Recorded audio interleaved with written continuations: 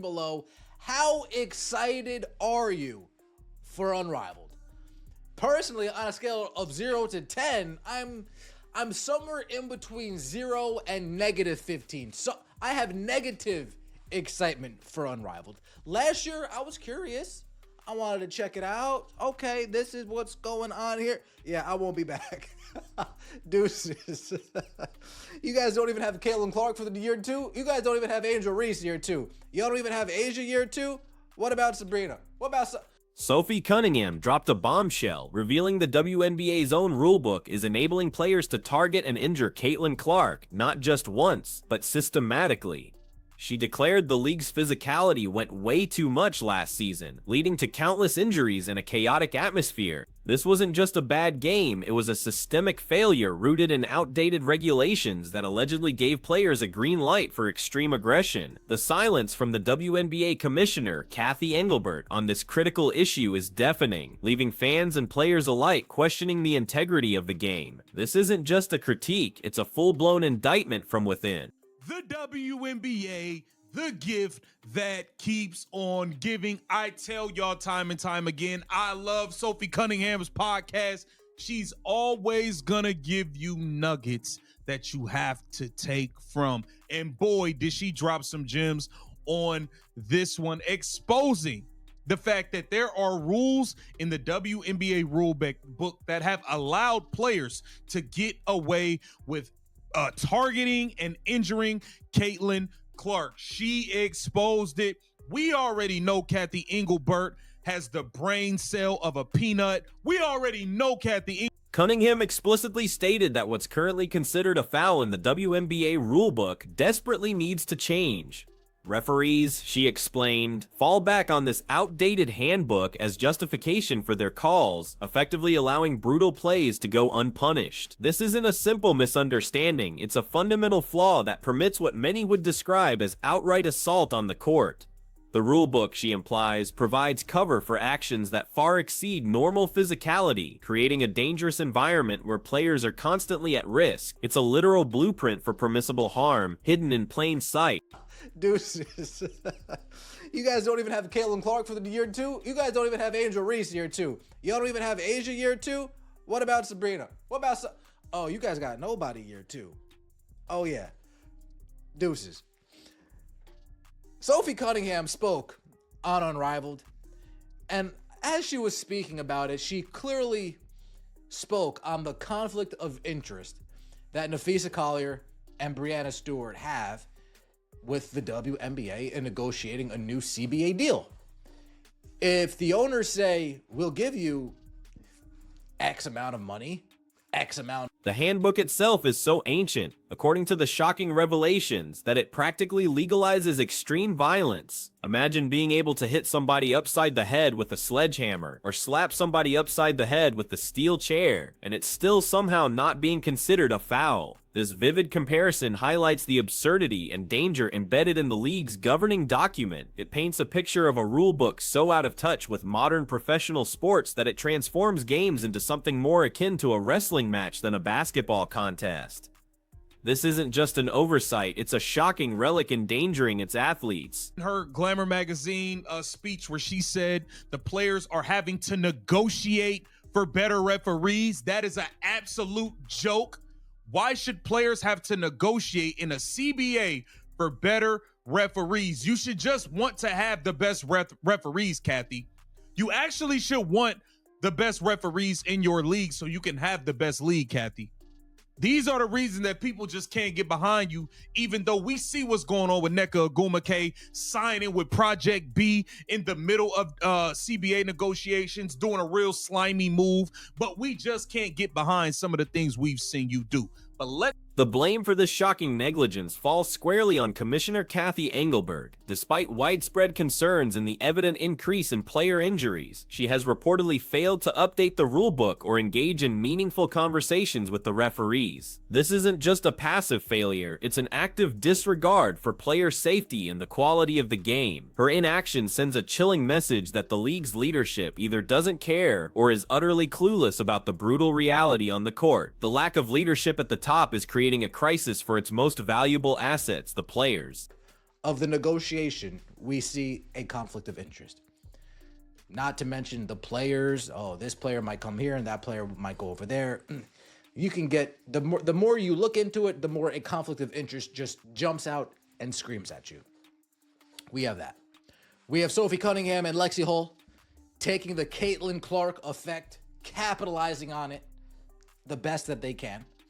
Sophie Cunningham had an epic run last week from Good Morning America to the NASCAR event. Sophie Cunningham, let me just preface this right now. Sophie Cunningham is setting herself up for a career outside of basketball. Adding insult to injury, the WNBA has supposedly been preaching freedom of movement while its players are routinely getting beat to living HMN. This glaring contradiction exposes a deep hypocrisy at the heart of the league's official stance versus its on-court reality. The rhetoric of a free-flowing, open game clashes violently with the brutal, prison-like physicality that Sophie Cunningham described. It's not just a matter of poor officiating, it's a betrayal of the very principles the league claims to uphold. The gap between promise and performance has never been wider or more dangerous. Tying in with Project B in the middle of CBA negotiations, doing a real slimy move, but we just can't get behind some of the things we've seen you do. But let's take a listen at what Sophie Cunningham had to say. The league is very physical, and I think it needs to be that way. Like, I'm all for that. I think that's part of being a pro. It's about being at the next level. It's about being around elite level athletes. And it's awesome to see strong women being able to play physical and showing young boys, young girls that it's okay to work hard, to sweat, to be physical, but also to enjoy what you do and love what you do. And so for me, The ultimate victim of these lax rules and negligent officiating, as implied, has been none other than Caitlin Clark. The rulebook, by its outdated nature, effectively permitted players to target and beat the crap out of the league's biggest star. This isn't just about hard fouls, it's about a systematic approach allowed by the rules that directly jeopardize the health and career of a generational talent. The WNBA's failure to protect Clark, especially after her massive impact on viewership, is a shocking miscalculation and a testament to its leadership's short-sightedness. It's a self-inflicted wound for the league. Sophie Cunningham is setting herself up for a career outside of basketball. Not a post-basketball career where she's still talking the game. Shoot, she could still do that if she wants to. I know she did some Phoenix Suns games, right, once upon a time. I'm talking the Nate Burleson route, where Nate Burleson went from the NFL, stopped at ESPN for a hot minute, stopped at Fox for a hot minute, and now he's doing morning news. Sophie Cunningham is setting herself up for that type of post-career run. But let's get into what Sophie Cunningham had to say about the conflict of interest. Please like the video, comment, and subscribe.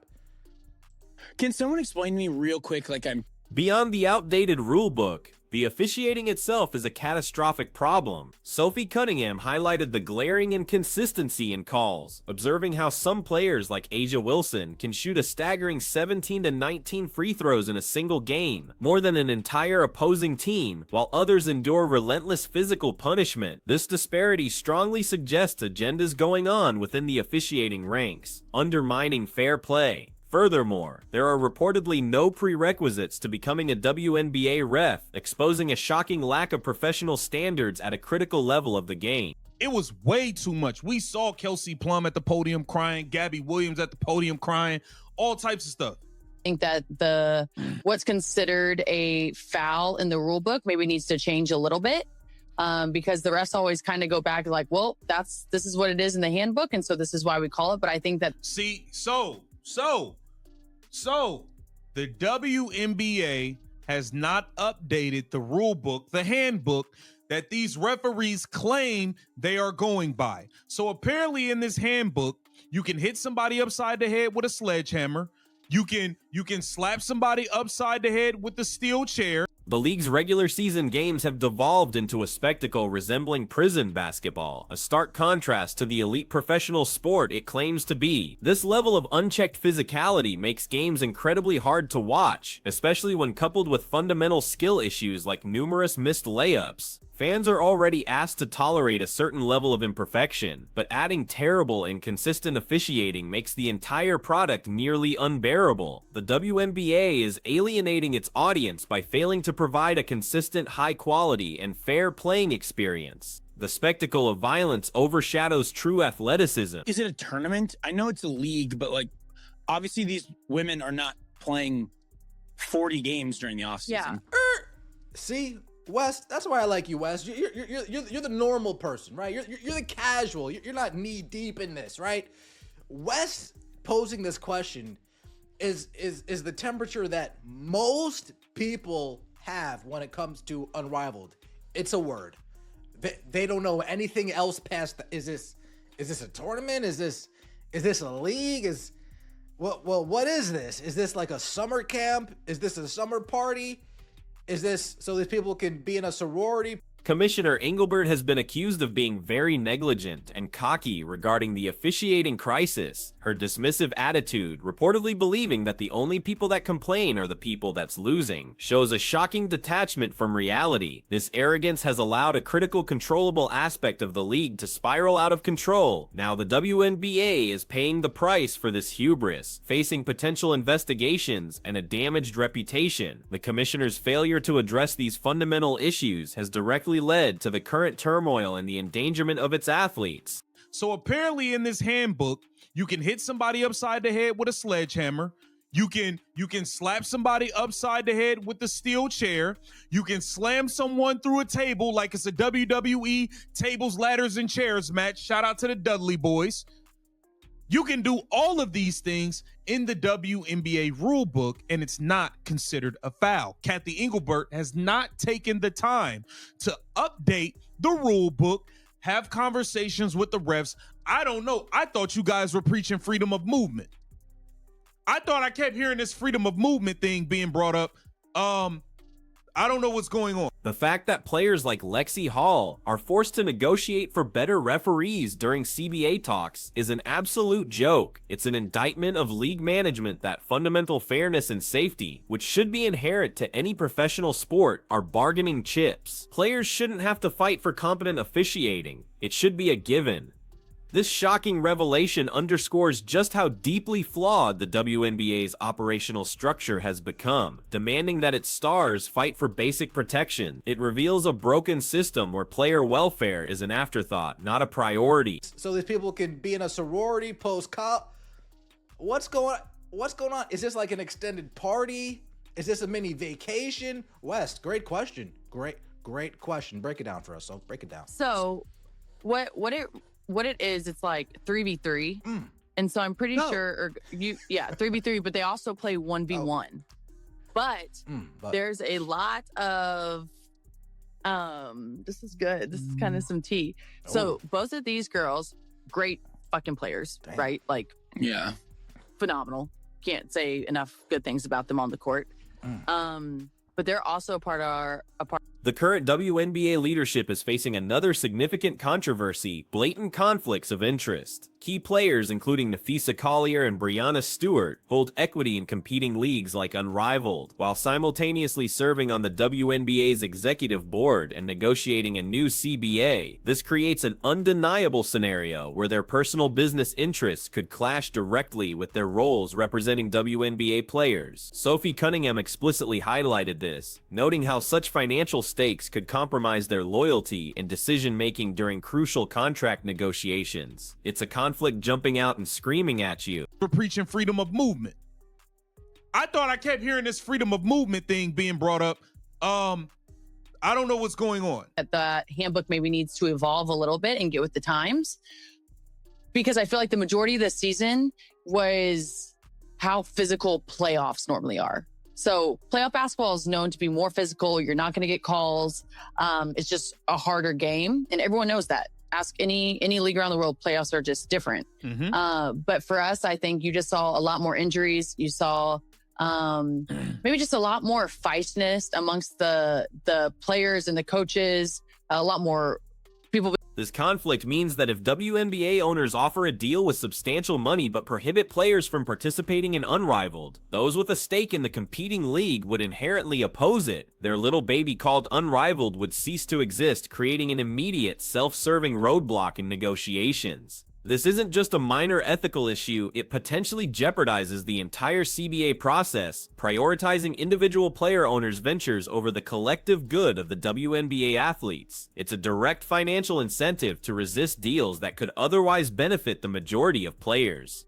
The players all know this privately. If Sophie is saying this publicly, one more time, the players all know this privately. Sophie Cunningham, she's making dough. She's good. But what about all the players that aren't making dough? The 70,000 a year, the 80,000 a year, the 90,000 a year. Good money for an average American, but these people want to keep up with the Joneses. They want $500,000, $300,000 deals. Indeed. I guess because this is 3v3 and how over. The issue extends beyond just Unrivaled. Other prominent WNBA leaders, such as Nekaguma Kay and Kelsey Plum, also reportedly have stakes in alternative leagues like Project B. This widespread investment by key WNBA figures in competing ventures creates a tangled web of allegiances. It raises serious questions about whose interests are truly being served during crucial league-wide decisions and CBA negotiations. The very people tasked with securing the best deals for WNBA players now have significant financial ties to entities that could be seen as rivals. The lines of loyalty are dangerously blurred. NBA as well. But the WNBA regular season looks like prison. It looks like you guys are outside on the yard. And we kept hearing freedom of movement. We kept hearing we want a free-flowing game. Meanwhile, there's people getting beat to living hell, but you have other people like Asia Wilson who can shoot 17, 18, 19 free throws in a single game and shoot more free throws than the entire other team. So it seems like there was some agendas going on.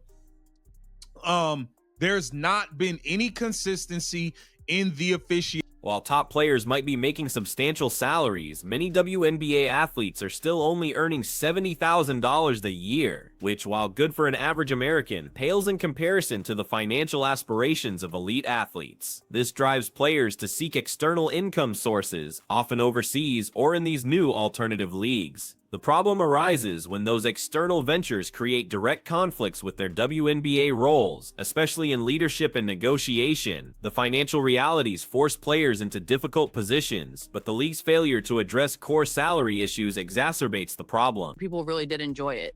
And so now a lot of new people are back. A lot of the same old people are back. And so it's going to be, I think people liked it for the most part. Ooh. Ooh. Did people like it for the most part? I am going to be very intrigued to what Unrivaled ratings are. Even with the new rating system, a part of me wants to say the ratings aren't going to be nearly as good as they were last year. Even with the new rating system, I feel like there still is going to be some type of decline. Unrivaled's 9-week duration is a significant commitment, directly clashing with the WNBA's offseason schedule and potentially impacting player availability or rest. While the idea of paying players to stay stateside is positive, the conflict arises when such extensive alternative commitments compete with the primary league's interests. The question isn't whether players should earn more, but whether the WNBA can afford to support or integrate leagues that are financially tied to its own player leadership, potentially at its own expense. It's a tricky balance that currently seems heavily skewed. Change it, and now we have all of the leaders of the WNBA, the players who are supposed to be representing the players to get a new deal done. You have all of the WNBA leaders having equity in other leagues now. All of them. From Nneka Ogwumike and Project B, you got Nafisa Cawley and Brianna Stewart with Unrivaled. Kelsey Plum has stake in Unrivaled. I mean, it is insane. It's crazy. And one of the things that Despite claims that Unrivaled was enjoyed by most in its first year, there's significant skepticism about its future ratings. Concerns are high that even with new rating systems, there could be a decline in viewership. This puts further pressure on those with a financial stake. potentially making them more resistant to WNBA proposals that could impact their other investments. The success or failure of these alternative leagues, particularly Unrivaled, has direct implications for the WNBA's internal politics and the effectiveness of its player representatives. The entire ecosystem is unstable. Sophie Cunningham, through her outspokenness, is clearly setting herself up for a significant career beyond basketball, taking a path similar to NFL veteran Nate Burleson. She's not just planning for post-retirement, she's building a brand and a platform that allows her to speak her mind freely, even on controversial topics like the WNBA's failings. Her willingness to call out systemic issues, even while actively playing, demonstrates a rare courage and a strategic vision for her future, transcending the typical athlete's career arc. She's laying groundwork for influence far beyond the court. With all these issues, outdated rules, negligent officiating, targeted physicality, conflicts of interest, and leadership failures, the WNBA finds itself in an unprecedented crisis. There's even talk of a WNBA RICO investigation, implying potential illegal or corrupt activities. This isn't just an internal squabble, it's a full-blown scandal that could shake the league to its core. The accumulated mismanagement and shocking disregard for player safety and ethical governance have pushed the WNBA to the brink of a catastrophic collapse, inviting external scrutiny that could reveal even darker truths. The consequences of this negligence are stark. The league allowed its brightest star, Caitlin Clark, to be repeatedly targeted and physically assaulted on the court. This decision, or lack thereof, by Commissioner Engelbert and the league is now coming back to haunt them. They have to take your medicine, as the saying goes, facing the backlash from fans, media, and potentially legal bodies. The WNBA's inability to control the controllables, like officiating and rule enforcement, has created a dangerous precedent and severely damaged its credibility. The chickens are truly coming home to roost. Sophie Cunningham's explosive revelations paint a grim picture of a league in chaos, where systemic failures endanger players, leadership is negligent, and conflicts of interest run rampant. The targeting of Caitlin Clark wasn't an isolated incident. It was a symptom of a deeply flawed rulebook, an officiating crisis that the WNBA under Kathy Engelbert has willfully ignored. The price for this neglect is now being paid in shattered trust, injured stars, and a potentially irreparable blow to the league's integrity. The WNBA must look inward and initiate drastic changes, or risk losing everything it claims to stand for.